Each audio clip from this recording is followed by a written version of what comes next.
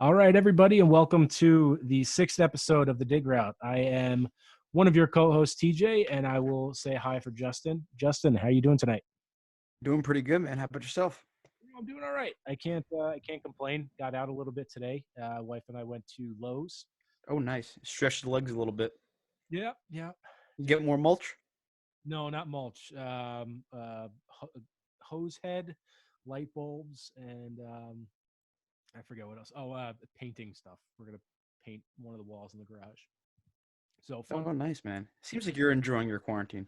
We are a wonderful married couple, with no plans for divorce, which can't be said about Jay Cutler and Kristen Cowell. Oh, such a smooth transition. I love it. I tried. Unfortunately, we've lost one of the great reality TV show husbands of all time, Jay Cutler. That will be his biggest legacy. That and the Smoke and Jay memes.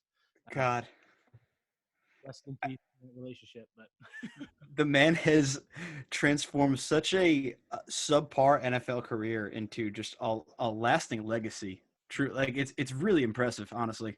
once you're a meme, you never get out of it. I do respect that he played it off very well at the end. Um, like he was posting pictures, buck naked on a patio in a huge hotel before signing that deal with the Dolphins, that kind of thing. Yep. He played into it really well. He was very self aware. hmm I'm always That is a very self-aware, shameless man. it is. So I'm very sad. I will always be an LC guy myself. If we want to go back to the Laguna Beach, did Never seen it. never seen it. Oh, Never seen it. never seen Night of the Hills. Th- No, no, no. The name is very familiar. There's another chick I'm trying to think of. Her name's on the tip of my tongue. That was on it. Heidi. Nope. Nope, I'm lost. That's okay. I'll live. All right, Audrey. Nope. All sound beautiful, but nah, can't. Not ringing a bell. Um, MTV reality.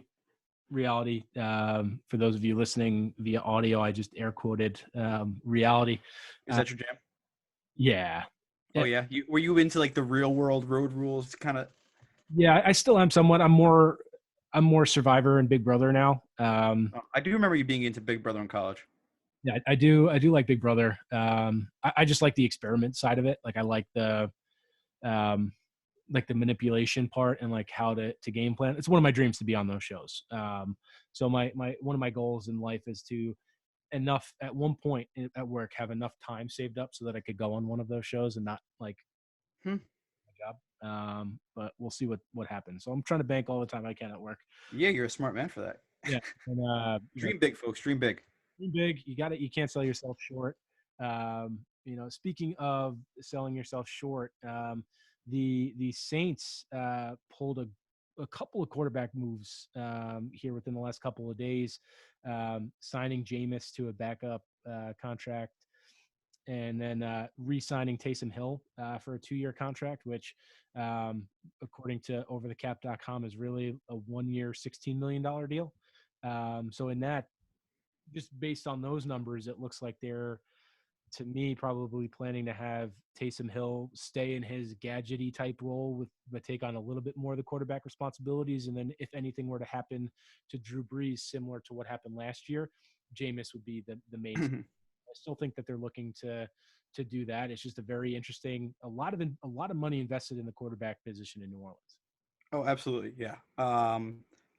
I like the move. I think I like the move, and then I saw the Taysom Hill signing, and then it made me kind of question it. So $16 million for a gadget player that you don't want anyone to touch. It is totally like a finders keepers thing, like for sure. And I think Sean Payton think that he has struck gold with Taysom Hill, and I think that they will have a quarterback competition for the backup throughout the preseason and throughout training camp and practices and whatnot. I think ultimately it goes to Jameis just because one, he threw for 5,000 yards last year. Let's not look past that because that's a pretty great feat in the NFL. I don't care if it's the modern NFL or the post NFL. That's a good one. And coming off a 30 touchdown season, I find it hard to believe that you have your backup quarterback be a guy who's thrown for 5 career touchdowns as opposed to a man who has thrown upwards of 100 and is being benched because he just slings the ball a lot, which is something that you could be refined, and maybe that's an offense that can do it. But you're right, a lot of money spent in that quarterback And what position. I think the greatest part or the greatest stat to come of this is Jameis Winston in his career has completed more passes to the Saints than Taysom Hill has. That's awesome. Oh wow. Jameis has thrown 7 interceptions against the Saints, and Taysom Hill has completed 5 passes to Saints players. And I think maybe like a touchdown or two, right? Maybe. So quite the interesting backfield there. I don't know what the Saints are doing with Taysom Hill in general. Like, I get he's like a unique player where he can line up as your gunner in a punt formation, and then also take some of the kicks back, play receiver, play running back. But I don't think you pay $16 million for that. Like, unless they're planning to, unless they know, like Drew Brees is probably retiring at the end of the year. Oh, he already is. He already signed the deal with, I think it's NBC Sports. Right. So unless what their plan is, like they're planning for 2021, where they're going to have Taysom Hill and Jameis compete for that starting job the next year. The Taysom Hill thing is very interesting to me because I don't think that's a long-term, like he's a long-term option at quarterback. I think he's already 28. Like he's He's 27, 28 years old. Yeah. not young because he went to BYU. So he had his mission when he was younger. So he's already older than some of the folks that he was drafted with. So he's already old from that standpoint. But I love And to put the future of your team in the hands of a guy who's completed 5 passes to his team, and I mean has also been, as we've mentioned, a gadget player throughout his career. So he's taken a lot of hits, man. Like you're lining up as running back, you're lining up at special teams, you're lining up in punt formation. Like you're doing a lot. Like I don't know. I think it's interesting. and it's a lot because they like him because of that versatility. But if he has the potential to become your starting quarterback, you don't want him in those positions where he's get hurt. So what do you do? If Drew Brees were to go down, like, and then you put it all in Jameis's hands, like. I think you have to. I'm curious to see how Jameis does now that he's gotten LASIK and that he's gonna be able to like take a step back. I think for him, he had so much pressure on him from the jump just because he was so highly regarded, and it all goes when EJ Manuel was drafted in the first round. Somebody from Florida State says he's not even the best quarterback on his team, let alone the class. So I don't know what Buffalo was doing. So he's already had enough pressure from that standpoint coming in, and then trying to be the savior of a Buccaneers organization. It hasn't been easy for him. He's had the benefit of having Mike Evans, for a majority of his tenure. So he's had the weapons, he's had the supporting cast. I think it's really just on him. He puts so much pressure on himself and has so much God-given ability. He tries to make too much happen. He does. Yeah. Jameis Winston's a tryhard. We've all met him in life. He is that classic, I'm going to overdo it here. And I think that's a lot of what he does. I think his game managing, I think he overthinks things a lot. He will throw into too tight of windows to throw a pass to complete to Chris Godwin or Mike Evans or one of his top receivers just because that's the play to make. But then he'll also throw an absolute gorgeous dime that nobody except his receiver can touch. So he has, like you said, that God-given ability. He's got an arm. There's no questions, ifs, ands, or buts about that. Jameis Winston can throw a football. It's just, where is it going? Right. And a lot, a large part of that, I think, is because he refused to play with contacts in. So he's like out there, and it's because he's trying to see. And the quarterback position needs his eyes. So yeah, I don't know how somebody in Tampa, it might've been the coaches, and then, Bruce Arians came in last year and maybe didn't want to ruffle a lot of feathers, but how does the coach not say, if you don't put contacts in, I'm not playing you? Like, Bruce Arians, word on the street is that man is a hard ass. So yeah. I think it's Bruce Arians away or it's nothing. So I think for him, if contacts were a big deal for him, he would have made that move happen no matter what Jameis said. Carson Palmer has attested to it. It is Bruce Arians way or no way at all. So I'm interested actually to see how that relationship will work with Tom Brady, two people who are very possessive. Yeah, I'm sure he's going to be fine with Brady. Like, I'm sure they cleared all that air beforehand. Yeah, I mean, definitely very interesting. There was also a stat. I think it was either like the leaders of the league in interceptions or whatever. Basically, the common denominator was having like the first year under Bruce Arians. Like people threw a lot of interceptions, so maybe it's something with the offensive scheme. Yeah. I'm not 100% sure, but we are on the heels of what I believe was probably the most entertaining draft in quite a few years. I really can't remember a time where I've had as much fun watching picks and like seeing interactions. And I think it was because we got to see so many more players. You know, we're not exposed to the 25 there in the green room, plus like the other 20 that you send a camera to. We looked at hundreds, 100+ players, man. That was awesome. And I think being invited into their home, like on this really intimate, awesome occasion for them, I think was a really cool experience that we may get to see again, because something tells me that the NFL, I know they're getting positive reception from this and positive feedback. So I think they're going to try and expand on this in some way. Not, get rid of the whole pomp and circumstance, but incorporate this at-home technology into it as well, because it worked. I mean, for really any draft prospect who has the opportunity and the potential to go, like they should just sit in front of a computer or get a webcam, like the NFL did and sent them. I think one of my favorite moments was the CD Lamb phone interaction with his girlfriend. Oh yeah, taking that phone back. Yeah. Phone and then, like him snatching it back from her. Hmm. And then there was another one. I think it was the kid the Titans drafted. His girlfriend is like trying to get all of the FaceTime, and then the player's mother like rips her away from him so that he could get the spotlight. Um, and then there was the one with Jacob Eason. I think it was Jacob Eason. Jacob was getting real tired of his girlfriend. Look. Yeah, whereas like he and his girlfriend like come back and like he's putting his shirt back on or whatever. Yep. I mean, that we miss. Like, we would have seen, Jacob Eason when he was drafted, but there wouldn't have been a camera on him all the time so that they could cut to it whenever they got to it. Yeah.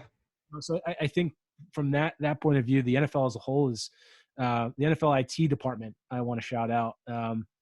Was probably one of the top winners of the weekend, where they were just able to put on. I think the NFL IT department and just all IT departments throughout ESPN, every team. I think these front office guys were commending their IT departments the past month, it seems like, and they really came across big time on this. Yeah, I mean, it was very well executed from our standpoint. There was that one issue where Trey Wingo said they had a video package and they didn't, but I think that was the only mistake, thing that I caught. All of the teams were able to draft on time. Mm-hmm. We had a lot of trades come in. I'm going to send you a link after this, but Peter King was embedded, quote unquote, embedded with the Tampa Bay Buccaneers. So he has like a minute by minute recap of the trade that they made with the Niners to get Tristan Wirfs. Oh, cool. Yeah, so it was a pretty cool opportunity. And he even said that, moving forward, I think that this is going to be a huge opportunity for like those middle tier or even upper tier free agents or upper tier, draftees, where you put them at home, keep them with their family, and you see that humanized aspect of them. It's not necessarily always going to be the big red carpet and them like walking in their finest suits, like that type of thing. Yeah. That might be over from a draft perspective. Like I had much more fun watching and seeing where a player was drafted, like seeing Mekhi Becton's dad, like seeing DeAndre Swift's dad, like those things are great insights into where a player comes from and what their life was previously like. Yeah, man, you're seeing that raw emotion from maybe people who they would have loved to come to the green room in New York, but they or in Vegas or wherever the draft is, but they couldn't because they don't have enough tickets. Or you get to see this big fanfare, and it was very cool. I really liked it a lot. Something that I was not so crazy about. Just one thing: the tragedy porn on ESPN was a lot. Terrible. It was a lot. And I mean, like, here's two tweets I read that I thought just summed up their content. People. This is from a guy, maybe Chris is his Twitter handle. People. This NFL draft will be a great distraction from all the tragedy in the world right now. ESPN. Here is everyone that has died in this player's life in the past 5 years. Oh yeah. And then this last one. ESPN. So tell us about yourself, NFL draft prospect. Well, I like playing football, hanging out with my friends, playing video games, looking forward to helping at the next level, fun stuff like that. Yeah, yeah, yeah, sure. Awesome. So, what personal tragedy have you gone through? And do you prefer soft piano or harp as a background music plays to your tragedy? Yeah, it was bad. That was by Tyler Conway. I mean, it was rough, man. I'm here trying to enjoy the draft with my friend TJ while we simulcast last week. And honestly, we'd have a nice conversation. I look up, waiting for the clock to tick, and then they're talking about somebody passing away, and then they're talking about so and so's breast cancer, and then they're talking about this kid's brother dying, and I'm just like, guys, we're really excited for today. There's a lot of bad stuff going on in the world right now. Please don't bring us down anymore. Like this is the top moment of your life to date, but let's remind you how crappy your life was before. Like why are we doing that? Like I get it. Like some of these things shape the players and morph them, into, Absolutely. and like sometimes that context is super important to who they are. But when you share it about every single person, it doesn't necessarily make, it kind of diminishes the rest, like the other ones. Like it kind of limits the story. Like to me, the T Higgins one about his mom facing drug addiction for 16 years was disgusting on ESPN's part. That Hmm. that really has no business No. be, being shared in a graphic like that. Like that's Like you just say that so casually. Wide receiver won this award. Mother's been a drug addict for 16 years. Like what the fuck? no place. Like how about we have like a separate one-on-one interview like later on in the season when he's talking about it. Like And it could be a real heartfelt moment. All about that. the event is about what these kids were able to overcome Hmm. at that point. Like we don't need to remind them of what they overcame. They know what, Hmm. and I think They lived it, and here they are now. from a fan perspective, like yeah, that's a good thing to know, but not for every single one. Like I remember when the Dolphins, I think it was Austin Jackson they drafted, and I was like, oh geez, like, Another one. and then you called me names, but it wasn't because, I mean, it was partly because he was a Dolphin, but it was also just because like he was like the 12th one and he was already like the 17th pick. And it's like, come on, like, yes, I feel sorry for you. Yes. Like what you had to go through was terrible, but come on, like let's be more uplifting ESPN. Like it has nothing Mhm. to do with players. I was more mad about ESPN. So I apologize to Austin Jackson and his family for the comment that I made. Uh, T. Higgins and your mother, I apologize, and I hope all is well in the world. T. Higgins also current Bengal, so what's up, man? We will get to all that. Oh, like don't you worry. Oh, wow. that's So now that I've gotten my lone grievance of the weekend out, let's talk draft, man. What'd you like? What'd you dislike? Team wise. Team oh, wise. I love what the Ravens did. Oh Oh, God, I'm so scared. I'm so petrified of that team. so now I feel like the Jets and the Bengals are in similar positions where, so I mean, maybe not similar because I'm sure you're ecstatic about their draft. I'm feeling okay about the Jets draft. I think I would have liked the Jets draft better had the Bills and Dolphins not drafted as well as they have. So I think it's very similar to your perspective where like the Ravens had a phenomenal draft. And so, you know, I mean I was them pissed. them getting J.K. Dobbins and Devin Duvernay and Patrick Queen, like those are three players like that. They're going to be instant. Instant starters, game changing players. Yeah. Oh yeah. Like maybe J.K. Dobbins just opened up that backfield in such a way. I Oh agree. my God. He's almost a perfect complement to Mark Ingram, where Mark Ingram is more like Mark Ingram can do the screen game and he can do, those things. And but J.K. Dobbins excels in that area. He excels in the lateral quickness and the horizontal speed that he has. Yeah, And man. You run those two back sets yeah, with two wideouts and one wide receiver, or he's great. two tight ends, one tight end. What it doesn't matter, man. God, it's a scary offense, dude. And then their defense isn't too shabby either. I No, mean, it's not. overall, they have a really good defense. I was So really hoping they wouldn't take Pat Queen. yeah, I mean, as soon as he was open, the Ravens have historically had amazing linebackers. Like they draft linebackers extraordinarily well. Terrell Suggs, Ray Lewis. Right. CJ Mosley, like for the 4 years that CJ Mosley was in there, like, and then who they have another guy that replaced Mosley. I forget his name, but I mean they just keep churning. Matt Judon's technically a linebacker.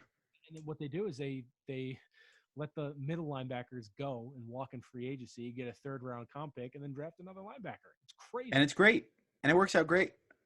And then I do think too, one of the most interesting things, I mentioned it on our live show on Thursday.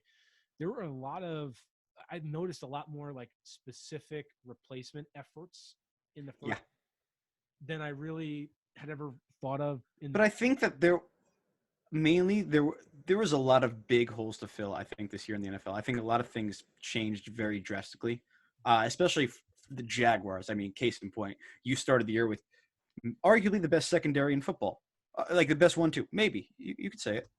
Jalen Ramsey and AJ Bouye. And before year's end, they're both gone. So you have to replace that. You have to fix that immediately. And that's not something that you could just wait around and just hope to plug it in. Man, if you have a scotch tape secondary, God, are you screwed in the NFL? Like, no, oh yeah. I totally get your point. Yeah, I guess I just noticed it more this year where it was like specific replacement players though. I don't know. So like that was another big example for me. And then there were a couple in the second round where it's like that.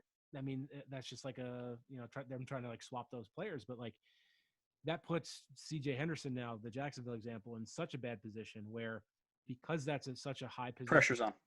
such a high position of need where they had Jalen Ramsey, who was one of the best young corners that we've seen in a while. Uh, Mm-hmm. Jay Boye, who is a very capable corner. Like those two are gone, and now he comes in. Is he? I mean, he's got to be their number one, right? I can't think of someone else, and I'm sure we'll get roasted for it later. But like that puts him at such a disadvantage. And like I'm not saying it wasn't a smart pick. I guess I just noticed it a lot more. Was like the replacement type of picks. Um, I don't know, just very very interesting to me. Overall, it was that pick in particular. And then I really think the Buccaneers had another good draft too.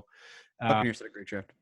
yeah, getting worse, and then Keyshawn Vaughn from Vanderbilt. I mean, he's like the perfect Brady back, where he's like short, stocky, but is very quick, can catch. Like, I mean, So that's where I thought Clyde Edwards-Helaire was going to go to Tampa because it's that same thing. Short, stout, run it down your throat, shifty. It's that. It's Maurice Jones-Drew. It's all that. And I love that in running back. I think it's great, and we need it more. Truly. Yeah, Bucks really knocked it out of the park. Tristan Wirfs. I mean, like Tristan Wirfs could have gone 4. You can make that argument that he's the best tackle in the draft, and he went last. So last amongst the big 4. But yeah. I mean, it was. I thought they had a great draft, and then I thought Cleveland had a pretty good draft as well. Getting their tackle and then getting Grant Delpit like as late as they did. Like Getting Grant Delpit, and then they got the tight end from I believe it was Florida Atlantic, Harrison Bryant, the guy who won nation's best tight end. I mean, they had a very good draft. Yeah, they did. I mean, I don't, but I mean, what do you do with that tight end room now? Because you got David Njoku, who you just picked up a 5th-year option on. You just signed Austin Hooper to monster money, and now you just drafted this kid. Mm-hmm. You're gonna pay a mill-ish. More good players is never a problem. They'll find something. No, and I mean, if you're gonna go off the Ravens model, I mean, having a lot of tight ends is not a bad thing to have these days. No, You know, not at all. And I think the defense. So Cleveland is my sneaky AFC North team. Like I know not the team on the south side of Ohio. No, I think the Browns have a pretty good shot at that division. And then if not, that extra wild card is doing them a huge favor. At the division, you think that team has a chance to compete against and go pound to pound against Baltimore? I mean, all it takes is 2 bad games from Lamar Jackson, and then Cleveland has won 2 games on him. I mean, I'll admittedly Baker Mayfield is going to be better again. It's just a matter of fact. The team will be better, but I think Baltimore is the clear cut, undisputed. Barring a Lamar Jackson injury, knock on wood, because I never wish ill upon a player except Ben Roethlisberger. Yeah, they're running away with that. I don't know if they run away with it. I think Cleveland can play them tough. And Cleveland doesn't have any pressure anymore. Like last year, they had all the pressure in the world on them to be successful. Now they don't. Like they're Yeah, back to the Browns. They have that reputation. That's the type of they need that. capitalize. Uh, Hmm. because Baker, for whatever reason, he's the kind of guy who like only succeeds when there's fake pressure on himself. When there's real pressure on himself, he hasn't really shown that he can do it. But when he puts fake pressure on himself, where it's like, yeah, okay, bro, then he does really well. Hmm. And then Yeah, okay, bro. that defense is pretty darn good. Hmm. It's a So nice secondary you got back there too. you got a nice secondary, good athletic secondary. Grant Delpit, that kind of rover, kind of can play anywhere. Hmm. Perfect against a run. Can you believe all those safeties dropped to the second round? Because I still can't. I can absolutely believe it. The safety position isn't like a huge impact position in the NFL. Yeah, man. But if you're the Raiders, you're not going to take Grant Delpit or Xavier McKinney or Antoine Winfield over uh what was his name? That cornerback that could have been there maybe in the third round. I know. Damon Arnett. Um, no, I'm not. I'm Like, not. come on. So the reason I like them, I like what the move in theory, where picking a corner over a safety is usually 90 times out of But 100 not that corner. Like, there were better corners on the board. in terms of overall team building philosophy. Drafting a corner over safety is always going to be the better move. So if you feel that they're close in terms of like your grades, you pick Yeah. the corner over the safety, and I think that's what was happening in that draft. So But like not even going best player available there. Like that is a stretch. And I think what bothers me the most out of that trade is that that's the pick that you got via trade through the Khalil Mack trade. You None of those 5 picks that you have over that time, the 3 that you got from them and your own 2, have really blown me away. Josh Jacobs is good. He's fine. Clelin Ferrell, I like him. It's not like a wow pick. Jonathan Abrams, the safety last year, not a wow pick. Uh, Henry Ruggs, I thought you stretched and reached out. I like Henry Ruggs. I think he fits what Oakland does. But if you want Henry Ruggs, trade back 2 spots and go get Henry Ruggs because he'll still be there. People want CeeDee Lamb. People want Jerry Jeudy. They weren't that was the third on the list. And I think you stretched on it. So I look back now when it's all said and done. I don't think Oakland did crazy well on that trade. no, no. No.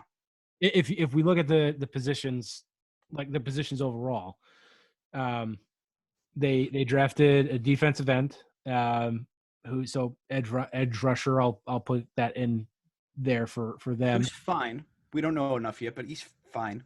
Running back and safety in the first draft. And then in the second one, now those are, we're mixing up the players. I'm not sure exactly Yeah.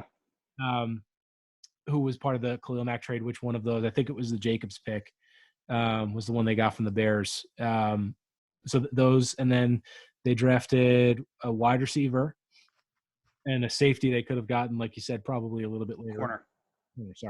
Corner who they could have gotten a little bit later on in the draft. All of those. And then they drafted 2 more wideouts this year. Yeah.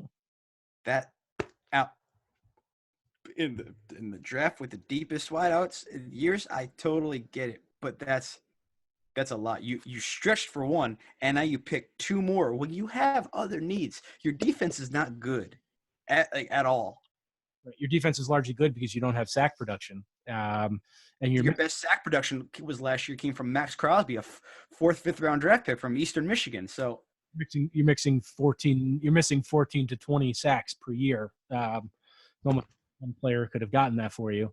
So to me, you take all of those players. Khalil Mack still has more of an impact on a football game than those players do or will. Even I don't want to go so far as to say, but pretty darn. Because the disruption alone, yeah. Because the amount of focus that you have to put on him, whether he gets your quarterback or not, man, I'm still using 1.5 tackles to get him.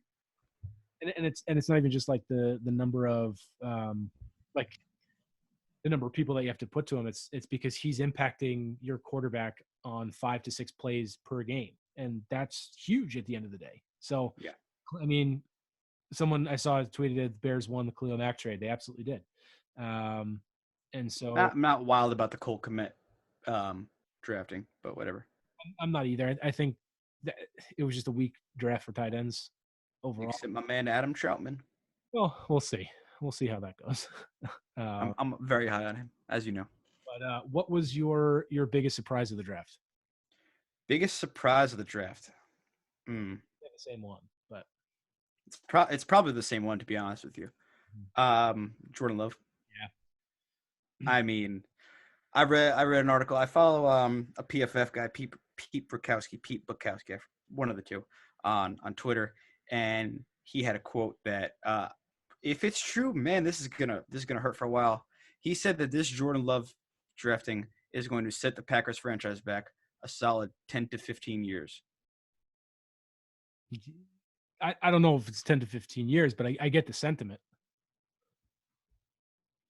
You didn't draft anything to help your offense. You have a pedestrian 13-3 team that we can all agree did not deserve to be in the NFC Championship. There are better teams out there, 100,000%. And you don't make your team better at all. Not even a smidge. You don't draft a wide receiver in the 6th damn round, man. Nothing. I have a huge problem with that. Right. If you like Jordan Love so much, also don't trade to get him, because I don't think that the teams that are in front of you at that point in time are going to draft him. I really don't. You traded up to get a pick that you shouldn't have made. Right. You're pissing off a quarterback that is already a drama queen, just straight up. I love Aaron Rodgers, great quarterback. The guy's he's dramatic. He's kind of prissy sometimes. Yeah. I hate it. Yeah, well, I don't think it was a good move. So I'm always for if you believe strongly in a guy, like as your quarterback of the future, like go get him. The problem is they have their quarterback of the future on their roster right now, which is Aaron Rodgers. You don't need to be planning for after Aaron Rodgers when he's 36 years old.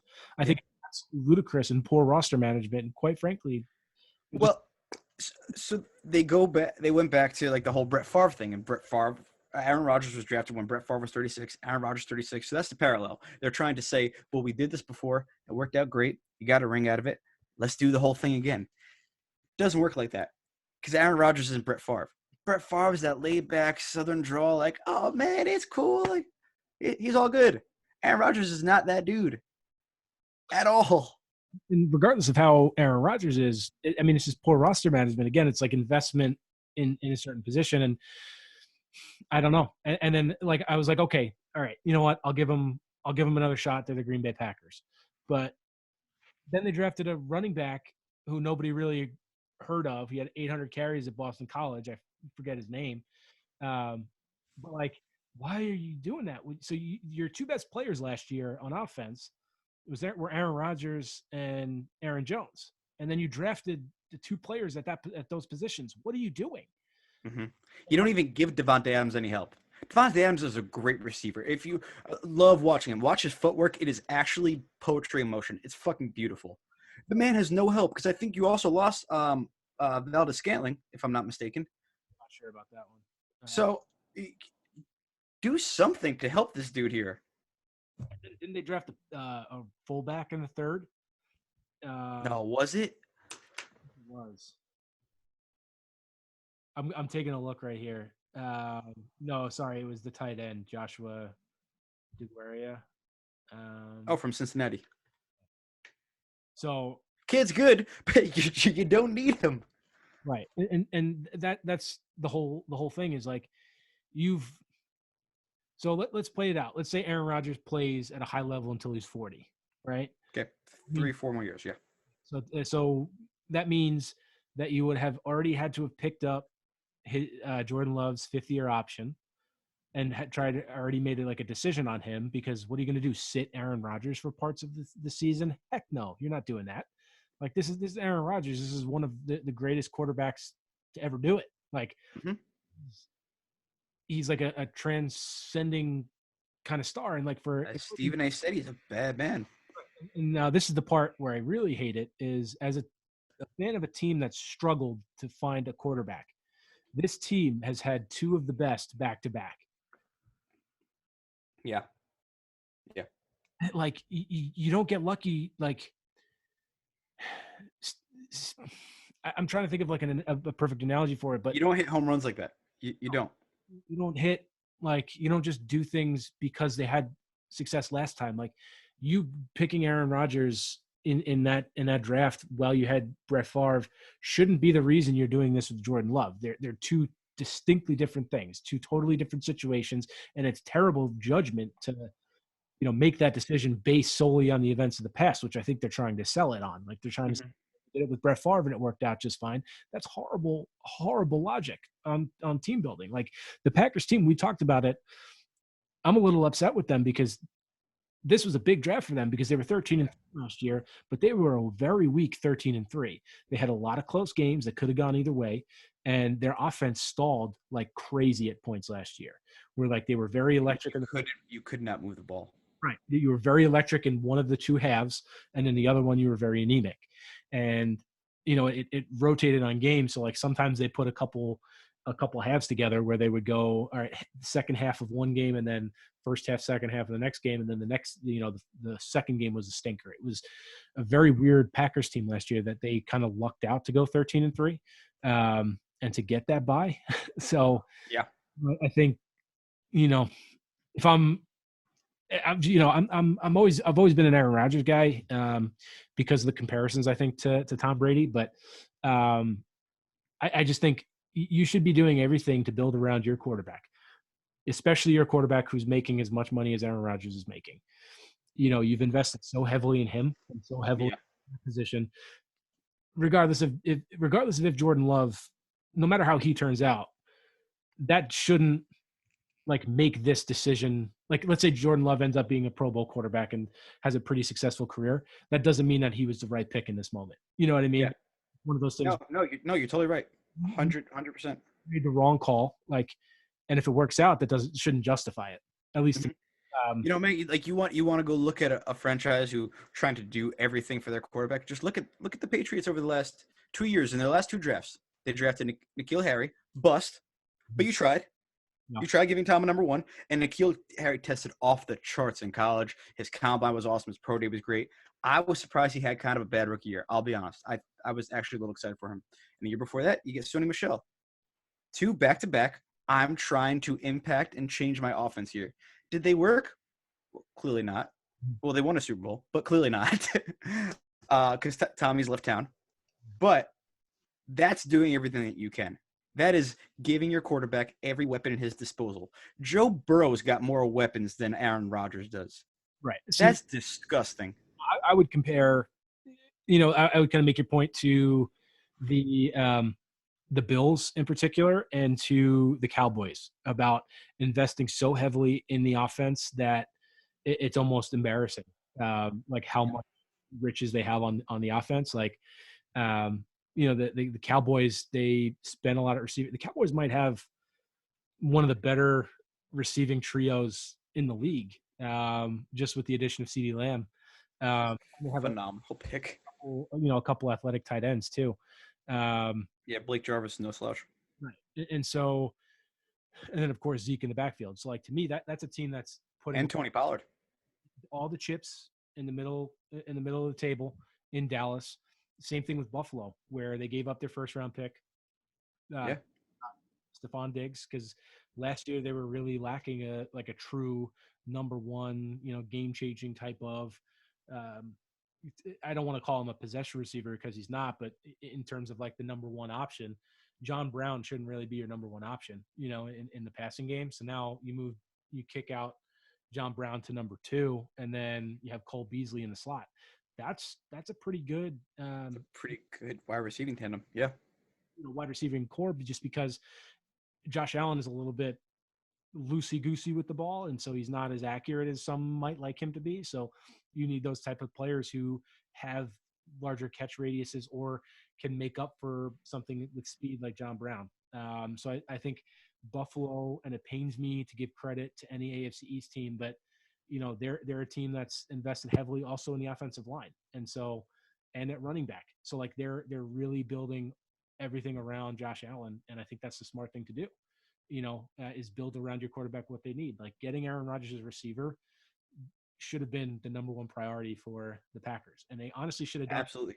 what Denver did and go 1-2 with receiver and say Hmm. we're here are all I our love that Denver draft. Denver Oh, draft too. I love the Denver draft. Give Drew Lock every toy to play with and see if this kid can play football. And It's straight up. That's what this is. this is that you have no excuses, kid. Like you Oh, have yeah. You got Philip Lindsay. You got Melvin Gordon. You got Jerry Jeudy. No excuses. Albert O is going to be a great tight end. Like, that dude can catch. Cortland Sutton. Don't forget about Cortland Sutton. And they drafted one in day 2. right. I forget his name. I'm drawing a blank right now. So I mean, they had a great draft. So I mean, it's all about building around your team and KJ Hamler, speedster out of Penn State. Kid's quick as shit. not build around Aaron Rodgers is just mind-boggling to me. Yeah. Don't really understand it. And what are you going to say that, oh, we had one of the best running games in the league last year? Dude, this is the NFL. Aaron Jones might be out of the league by the end of next year. So I don't even want to hear that. Right. But it's like with Aaron Jones, like, why are you drafting that kid from Boston College when there's still a lot of like running backs on the board? And Jamal Williams is also a very viable running back for you still. So there's that too. I don't really understand what they did. Another thing, so I'm glad you mentioned the Patriots a couple minutes ago because I did want to spend some time talking about them. Their draft annoyed the crap out of me because it was the quintessential Bill Belichick, I'm smarter than you, here's my middle finger type of draft. Drafting the kid out of Lenore Ryan in the second round. Don't even know his name. I forget his name, but like that pick is such a Bill saying I'm smarter than you are. So that's why this is going to work out. So they've had a lot of success because they've been smarter than other teams. But I think they were smarter because of their perspective on things and because of how they looked at players and like, what can this player do? What are my team needs? What am I trying to do? And then fit them around that. With this, I don't think that was ever – I think he made this pick because he was smarter than everyone else, not like the pick worked out because they were smarter than everyone else. So I think I hope Kyle Duggar's great. I like this film. He was fun. He had a cool story. I love the tragedy porn. But I think you're right. It's the classic Bill Belichick just saying, hey, man, stick one in there, you know? And there's nothing on this draft board that truly ever popped out at me. I'm not – people like Josh Uche. I'm not the biggest fan, but they did need edge. They went edge back-to-back, and they went tight end back-to-back. Not even taking who I believe was the best tight end on the board any of the times. And then they were the first and I believe only team to draft a kicker. Yeah, that kicker's got some problems. You see some of his tattoos? Justin Rochwasser? Yeah. Have you seen some of his tattoos? No, I have not. Like somewhat connected to like white pride and like white nationalism and stuff. Oh, really? Wait, oh. Well, he's from like the boonies in West Virginia. Oh God. Yeah, he went to Marshall. All his tweets are like favoriting Donald Trump tweets. So I mean, he's. Oh wow. Yeah. So some of those tattoos are scary. Some of those are really scary. There's one on a forearm that's really questionable right here. 3. Wow. Oh yeah, the 3. Yep. Yeah. I'm not going to mention it because it's kind of disgusting. But if anyone was really curious, just Google Pat's kicker tattoos, and it's just all connections to like white pride in West Virginia, White supremacy. Yeah. So those are very concerning. But I'm sure we'll hear about what a good teammate he is, and I think he already talked about getting him covered up. It's like, well, you got him in the first place, so that's my biggest question. Troubling. Yeah. You cover them up, like you can cover them up. You can put like an arm wrap on them. You still got them in the first place. So like, yeah, and you're only 21, 22 years old. Like, have you really learned from your mistake? I don't know. Yeah. Hopefully, he misses his first kick and Bill cuts him and he's done. But such a gamble drafted kickers, man. I think they the biggest non move for them was not drafting a quarterback, which I think speaks volumes into. There's two things that come up to me is one, they really believe in Jarrett Stidham, or Yep. very confident in who they're going to draft as their backup or get as another backup option to help support. I know they signed Brian Hoyer back, but I think they're going to look for a third option. So I don't know if that's trading for Andy Dalton or waiting for Andy Dalton potentially to get released. I don't know. But I think they have a third option on the table that they like that just hasn't been able to be signed yet. But Jarrett Stidham, I think they really like him. And then they signed that kid from Michigan State, and he was Oh, the my man, Brian Lewerke. what. Fun Brian Lewerke story. I think I mentioned it. I'm a huge Michigan State fan. Sparty on all day long. And Brian Lewerke had a lot of hype coming into his sophomore year. He's now a senior, graduating, is on the Patriots, but a lot of hype. And I remember, I think I tweeted about it. Entering his sophomore, his junior year, I said that Brian Lewerke was a low-key Heisman Trophy contender based on his skill set. He's really mobile, had a decent arm. Michigan State went 5-7 that year. And last year, I think they went 7-6. So it wasn't really too happy of an ending for Brian Lewerke. But apparently, the talent's still there. So I mean, we'll see what happens. we'll see. But he put out a tweet like after the draft that nobody drafted him, and that kind of thing scares me when it comes to New England. Like that tweet is just going to live in infamy. Like it's just going to be every time he's introduced as quarterback of the Patriots, their tweet is going to be there about I'm the best quarterback in this draft, blah blah blah. Hopefully, I'm wrong, but I have horror flashbacks to missing quarterbacks as a Jets fan. But Let me ask you a question. You drafted it. What was his name? Anthony Mason, I think. Quarterback. No, Derek Morgan, I think. Derek Morgan, whatever his name was. Anthony Mason is the basketball player from the '90s.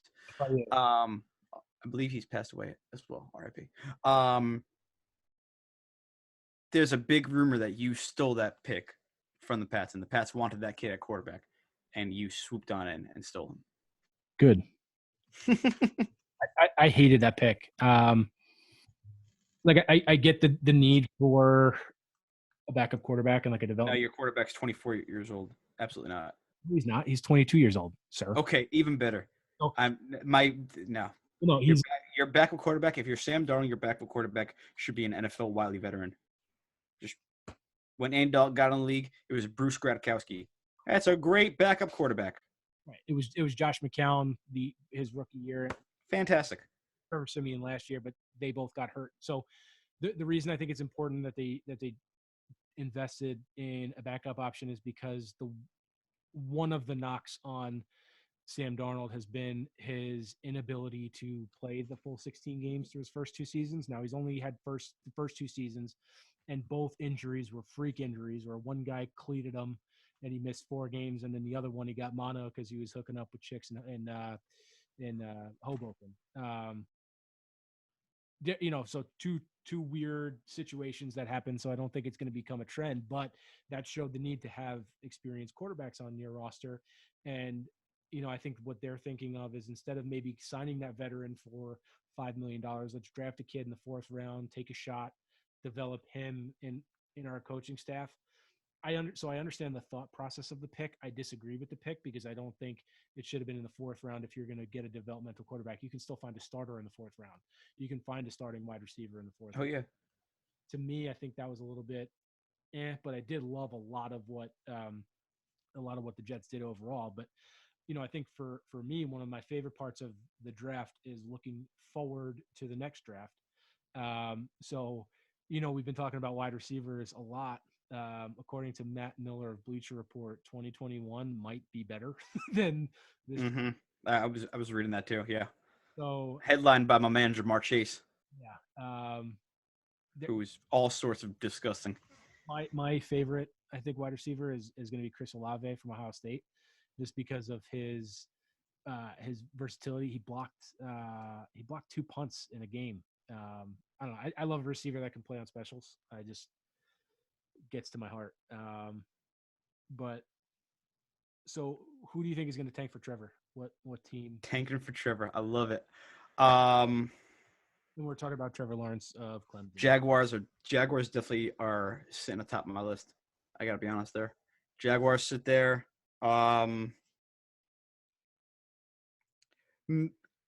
You have to make a play for it, or you have to be really bad to do it. Pittsburgh, because Big Ben's obviously on the chopping block, and Mason Rudolph is 1,000% not your answer, nor is Duck Devlin Hodges. New England, maybe question mark. Yeah, I'd give you those three off the top of my head. Yeah, I don't think New England is gonna tank. I think they're still No, I don't think they would tank. No, you would have to trade to get him. So they seem more far fetched. That's kind of like my left field pick, but based on the quarterback need and my unknowingness of Trevor Lawrence, because I'm not an expert. Yeah, I put them in the conversation. right. And for me, I think, if this was an earlier draft, or if the 2021 draft were this year, like a team that I think would be sneaky interested in a quarterback is the Lions. There is that Matt Stafford question. Yeah. I think there's a very big question with Matt Stafford just overall, and it's because it's almost like the kind of discussion we had last week about Trubisky, where it's like, now Matt Stafford's position is different because he's been so prolific throughout his career in terms of putting up these unrealistic numbers for a quarterback, or what a quarterback should be putting up from a passing yardage and touchdowns and all of that to start a career. Hasn't done anything. Haven't won a playoff game. I think you've made the playoffs once, twice, maybe. I think it's once though. I think it's once. So, and you're in a quarterback, like you're in a division where you've had Aaron Rodgers at quarterback, but who else have the Vikings or Bears had really during his career, where he should have always been the number two? Three playoff appearances, one Pro Bowl. Wow, that's more than I would have thought. Only one Pro Bowl for a number one overall pick, though. Right. So like that, but that's what I mean, because his teams haven't been good, so he hasn't been, one of the Pro Bowl players. And I think he was a replacement the year he was. Maybe, I don't know. He might have been, yeah. So to me, it's like, do we try to, get what we can for him, or, do we try to see how much we can lose? And then I think that depends on their record. I think that depends on how this year goes. It's not an untalented team, like not at all. There's weapons there. Kenny Golladay is a very fine number one. Marvin Jones is an excellent NFL wide receiver. DeAndre Swift was an excellent addition. Kerryon Johnson is nice. There's things to like about Detroit, but a lot of people don't seem to be very high on Matt Patricia. And my suspicion would be, if you have a bad year, you're going to fire Matt Patricia. If you fire Matt Patricia, you're probably just going to start the era over, just rip the Band-Aid off, and get your new quarterback. And I think that's what happens there. Yeah, it's just very, very interesting overall. Is then where does Matt Stafford go, and we can get into all of those, kind of hypothetical. We're going to get into a new quarterback cycle next year for sure. When Mitch Trubisky becomes a maybe available, and there's all of that will come to fruition, and it's going to be really, really interesting. And we're going to have new max quarterback deals. $35 million won't be that thing anymore. It'll be 38. It's next year. 2021 of football is going to be wild. It is. It's going to be good. It's going to be great. And so just taking a look at In the Jungle, obviously get your quarterback, the receiver that I really like the Bengals draft. I love the Bengals draft, dude. What's going on in the jungle? What's going on in the jungle? So Joe Burrow will be number 9 on the Cincinnati Bengals offense, and T. Higgins will be number 85. Reigniting the 9 to 85 Carson Palmer to Chad Johnson connection that I grew up watching and loving and made my life. So I'm really excited for that. You take a look at rounds 3 and 4. You drafted Logan Wilson, an outstanding linebacker from Wyoming, 3-down linebacker, pressure the quarterback, great in coverage. A lot of draft gurus are in love with this pick, and they keep saying, we're going to go back 3-4 years from now, and you're going to look at Logan Wilson going in the 3rd round, and you're going to be shocked because this guy's got game and then some. And then they also drafted a 4th-round linebacker, Akeem Davis-Gaither from Appalachian State University. Had great tape. He's one of those guys that I mentioned, I think, on the first or second pod. The Bengals are definitely going to target guys that they saw at the Senior Bowl because that was that up close personal experience that teams didn't have. Lions did draft one of their guys from the Senior Bowl. Akeem Davis Gaither was one of the guys that the Bengals looked at there. They saw his tape there, loved it. They got a couple other guys from there, and then my last guy that I'm huge on, our 7th-round pick. One of those swing for the fences, give it all or nothing. Marcus Bailey. It's a linebacker from Purdue. Marcus Bailey is extremely productive when healthy. Yeah, he's probably an All-American when healthy and has led Big Ten in tackles before. He is coming off a torn ACL, so his stock is a little lower or a lot lower than it should be. But, you got to love picks like this because if you hit a 7th-rounder, man, you look like a genius. You're that guy who took that no-risk, high-reward pick, and if you land it, good for you, man. Oh yeah, I mean, I really just liked overall what they did. But is there anything that we should be on the lookout for? Coming up here this week or in the coming weeks? Obsession over me, further obsession, because I looked at the the projected depth chart of this team, and I got so excited, man. Wow. Yeah, Yeah. I got to be honest. If I were to have done this draft, if I were Duke Tobin and in the Bengals front office, God, man, this is as damn close to something that I would have constructed for sure. Yeah, I didn't even think T. Higgins would be there in the 2nd round, so that was never even an option to me. So him there, I thought was excellent. You could maybe change the grade by drafting a tackle earlier, maybe. That was people's one knock on it. They did get a tackle out of Kansas, Akeem Adeniji.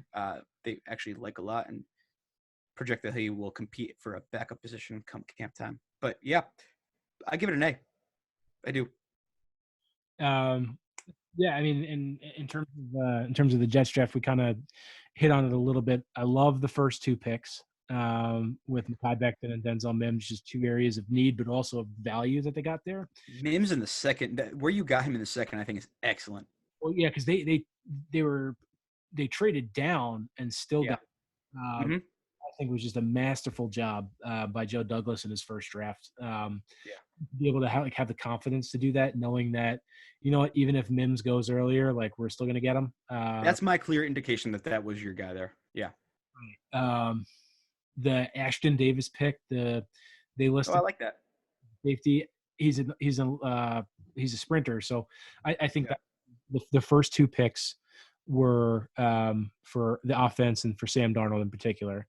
The second 2 picks, Ashton Davis and then Jabari Zuniga, the defensive end out of Florida, those 2 were Greg Williams picks, where I think the Ashton Davis gives you the speed and the just the versatility on the back end. And then LaMichael Pirine, I think you say his name, Yep. from Florida, the kind of scat back type of player, which I think is, a pretty good complement to Le'Veon Bell. He has plug and play potential just right off the bat. Yeah, I'd be surprised to see a guy like that week 1. Most running backs, they should, honestly. Yeah. Then you pick James Morgan, the quarterback. That to me, that's the Adam Gase pick. I think they just said, "Hey, Adam, who do you think we want to pick here?" Interesting that you say that they tried to grab him in front of New England. If that's the case, I absolutely love it. And then we get into, I think, my 2 favorite picks, the Cameron Clark pick. He's the tackle out of Charlotte. He's another big guy, probably going to play guard. So they're going to put Becton, the 6'7", 364-pounder at left tackle. And then they're going to put Cameron Clark, who's, I think, 6'4", 307. Big line. Right.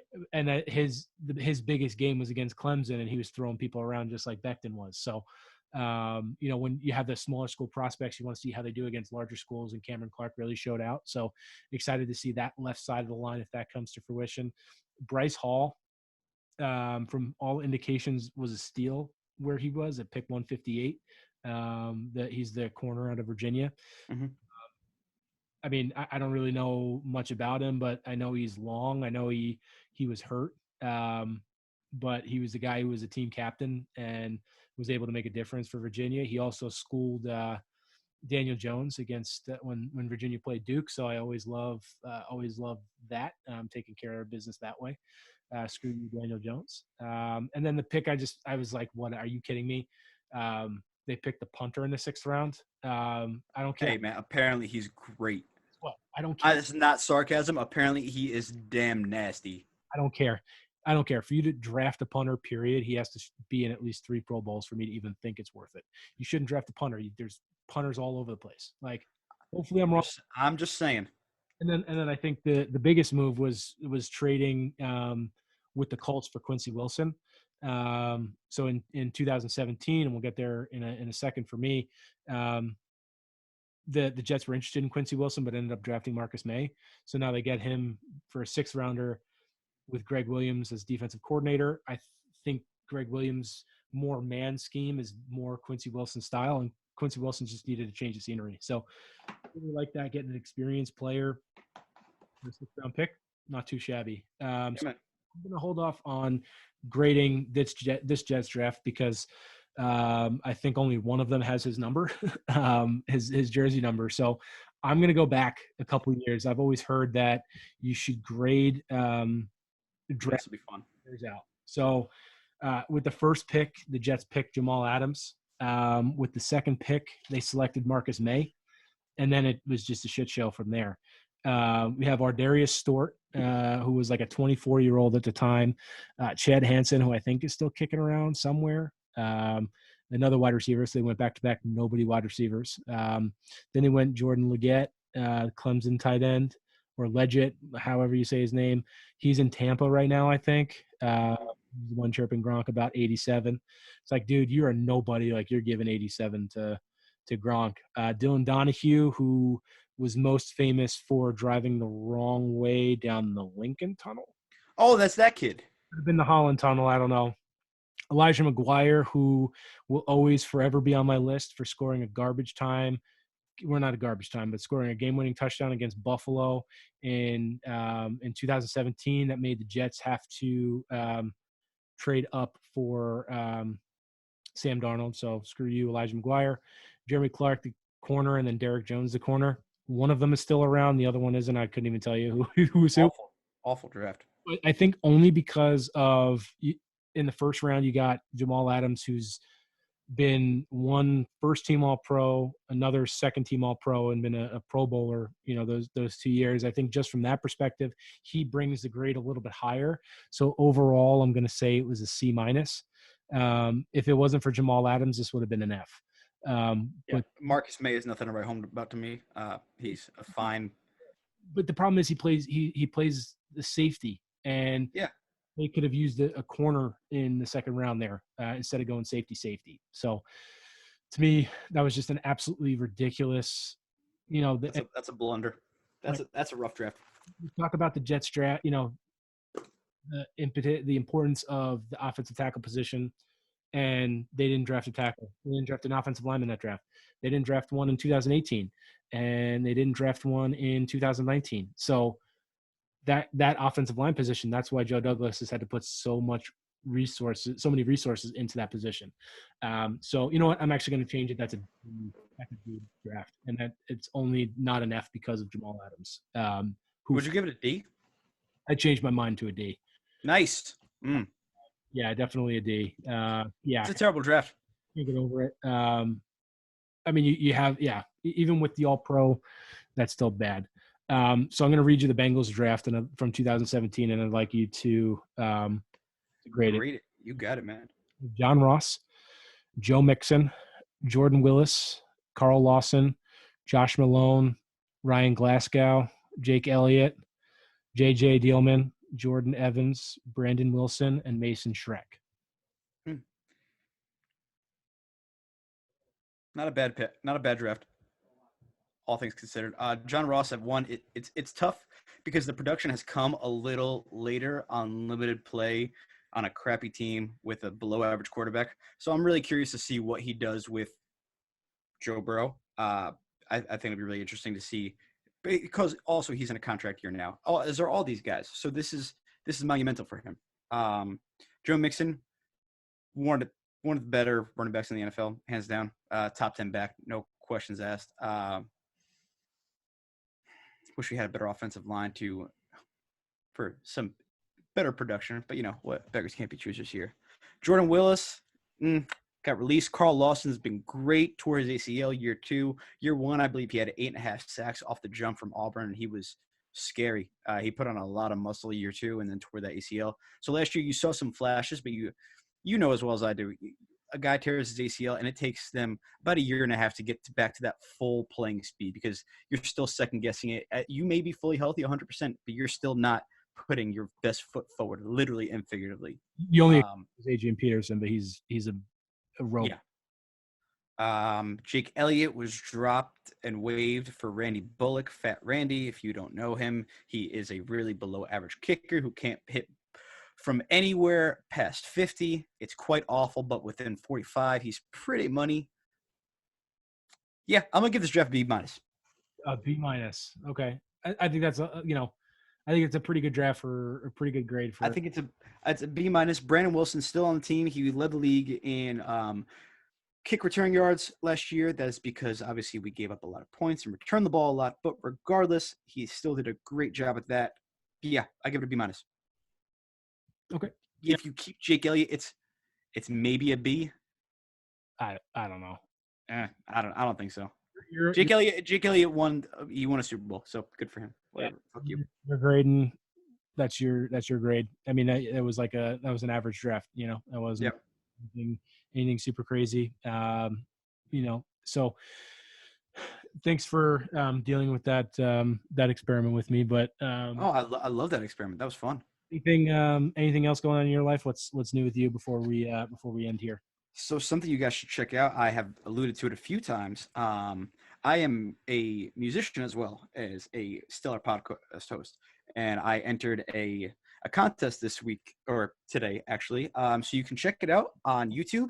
My name is Justin G, JustinGee, and you could also find it on Instagram at Justin G Music. I think you'll really like it. It's a good time. Had a fun time recording it this weekend, and yeah. Well, hey, I'm definitely gonna check that out, and then I can. You have to. You have no choice. Well, I do have a choice, but yeah, I mean that's pretty much all I got.